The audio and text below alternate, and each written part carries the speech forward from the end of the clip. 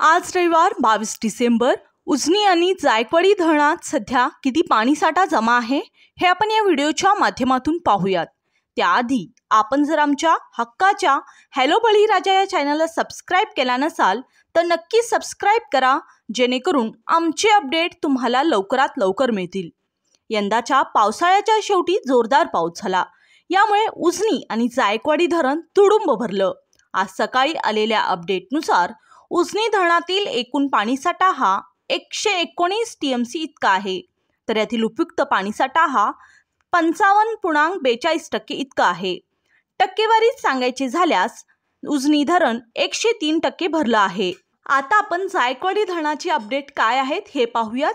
आज सकाळी आलेल्या अपडेटनुसार जायकवाडी धरणात एकूण पाणीसाठा हा 96.54 टीएमसी आहे, तर यातील उपयुक्त पाणीसाठा हा 70.48 टीएमसी इतका आहे।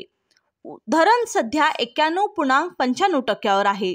मागील वर्षी याच दिवशी धरण 43.54% होते।